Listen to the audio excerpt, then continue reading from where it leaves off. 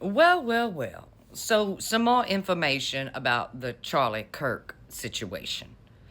Apparently, dear, a petition went around to have Charlie not visit that town. And it was signed by thousands of people that attended that college that did not want Charlie there.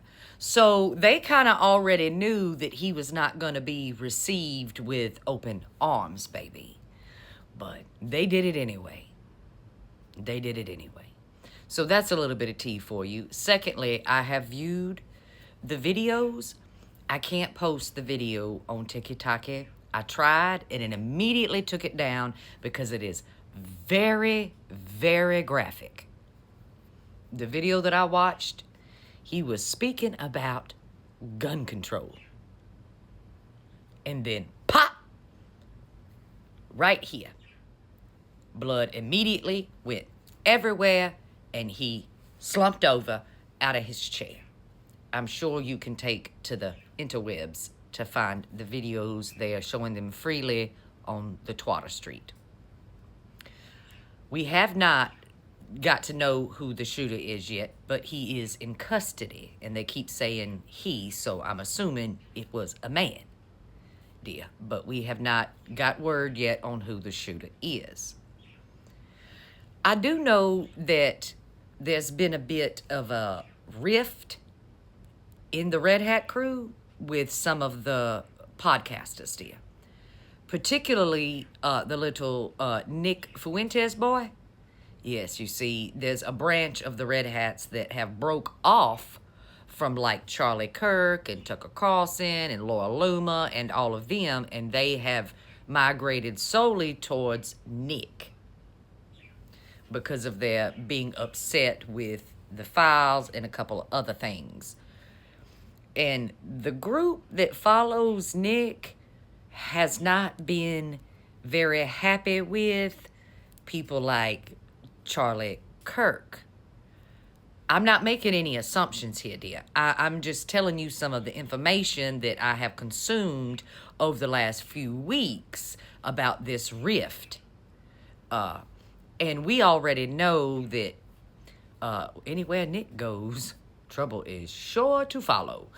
The same for Charlie, too. The same for all of them. But either way, I do not condone political violence in any kind of way, and I'm sitting here patiently waiting for the information about the shooter, dear. But I did want to let you know that there has been a whole lot of disruption within their own group that they don't talk about. Do y'all remember? No, you probably don't because it was not covered extensively. But there was a 17-year-old boy who unalived his parents earlier this year and then set out across the country with a master plan to unalive the Orange Man and JD too. And it just so happens that this young gentleman who participated in these crimes of unaliving his parents and set off on a trip to unalive the president, he just so happens to be part of one of these neo-Nazi groups who went really hard for the orange guy, but then was really upset when the orange guy didn't do all the things he promised he would do, and there was a plot there. And this isn't the first time either.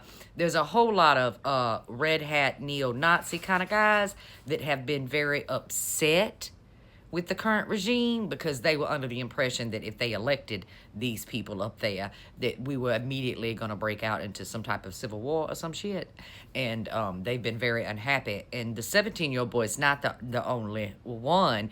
As a matter of fact, do y'all remember about a month or so ago, there was that white man in Portland who shot the black veteran in the wheelchair? Yes. Yes, you see, that guy also was the same guy that back in Florida drove into a MAGA tent and tried to disrupt Daddy Dumpy Pants from having an event. Well, it turns out that guy also was a follower of the orange guy and also is part of some of these neo-Nazi groups who have just recently turned their backs on the red hats.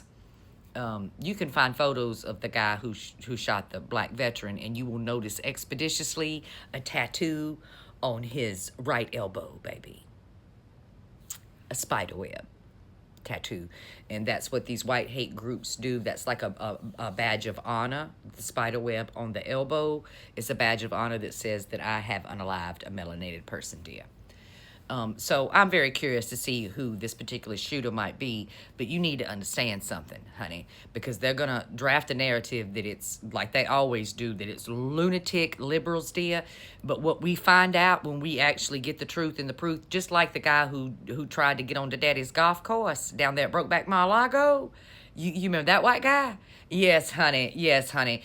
He was a Daddy Dumpy Pants follower, too. Voted for him the first go-round in White House Town, honey. And even voted for him the second time when he didn't win.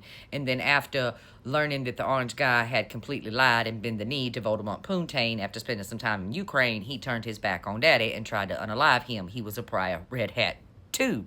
And the guy in Butler, if you dig into his history, you will find out expeditiously that he also was a red hat too. So don't let them try to draw up this narrative that it's crazy left-leaning lunatics out here causing all this violence, dear. Because every one of these incidents, a former red hatter, dear.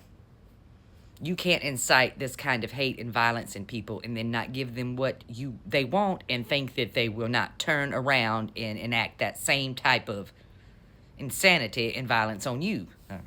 I mean, we've all been saying it. That day that it finally happens or whatever, when the shit finally pops off here, that it's not going to be us in the blue having to do it. It's going to be the same exact ones that stormed the Capitol the first time. He's going to cross a fucking line with them, and it will be them. And all we have to do is just sit back and let them unalive each other. Just saying. Anyway, I've got other things I've got to dig up in the tea today. I'll be back expeditiously.